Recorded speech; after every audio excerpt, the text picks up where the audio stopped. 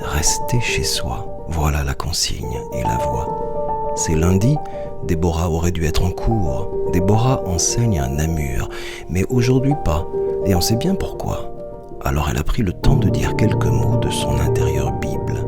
Comment cadrer chaque jour dans une maison avec de tout petits enfants. Et Déborah, elle en a 3. Il est bon que chacun se sente bien. Oui, voilà, de chacun, il faut prendre soin. Je suis professeure en haute école et je suis confinée depuis le mardi 17 mars. Je suis en télétravail. Alors moi j'ai 3 enfants, un garçon de 5 ans, un garçon de 3 ans et une petite fille de 19 mois. Alors mon mari et moi, on met en place un mode de fonctionnement chaque jour qui permet à tout le monde en fait d'être bien pendant ce moment de confinement. Mon quotidien, évidemment, il est très animé. Il est mélangé entre l'école à la maison, les tâches ménagères et la continuité de mon boulot à distance, évidemment. Mes journées, comme je l'ai dit, elles sont organisées et chaque jour, avec mes enfants, on a des objectifs à atteindre. Ça rend vraiment le confinement plus agréable.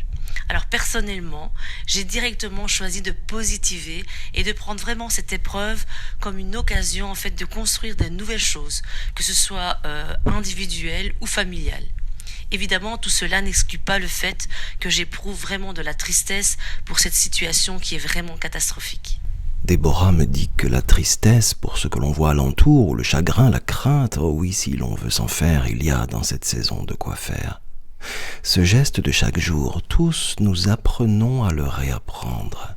Et pour pareille saison, il faudrait valider l'idée que chaque maison devrait contenir au moins un ballon, un piano ou une guitare, un chat pour mettre sur son genou le soir et une Bible à poser et ouvrir sur le genou que le chat n'occupe pas.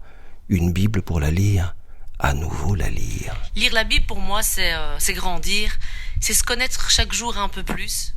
Connaître chaque jour finalement un peu plus de Dieu, de son amour et de toutes ses promesses qu'il nous a faites. La Bible a toujours été ma source d'inspiration et je pense que pendant ce confinement, j'essaye vraiment de passer un peu plus de temps à la lire et à la découvrir vraiment en profondeur. D'ailleurs, j'ai eu à cœur de faire une vidéo d'encouragement d'1 minute que j'envoie plus ou moins tous les 2 jours à mes amis, à des personnes autour de moi. Et chaque fois, je redécouvre et je découvre la profondeur d'un verset et je le partage autour de moi pour encourager ceux qui ont plus de mal pendant cette période qui est difficile, les personnes qui sont peut-être dans la solitude, des personnes qui dépriment. Et vraiment, j'essaye de faire de mon inspiration leur inspiration. Dans la rue, c'est à distance qu'on se salue.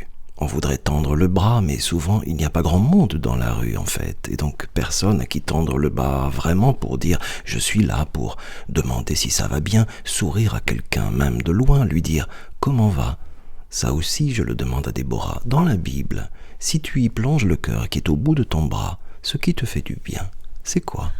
Alors moi, en cette période, le verset qui me fait vraiment énormément de bien, c'est le verset de Ésaïe 30, verset 15, qui dit « C'est dans le calme et la confiance que sera votre force ».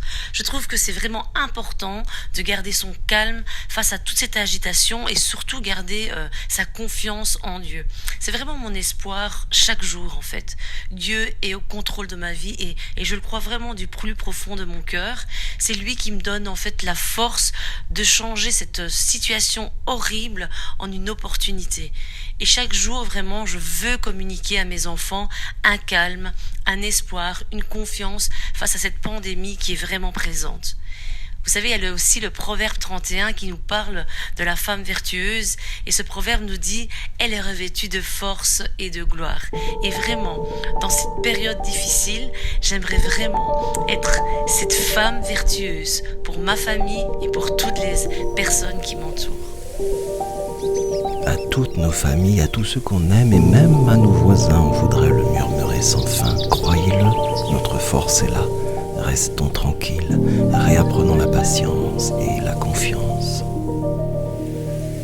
Attention, la Bible peut faire gravement du bien à la santé. Elle ne contient ni diluants, ni agents toxiques, ni substances allergènes.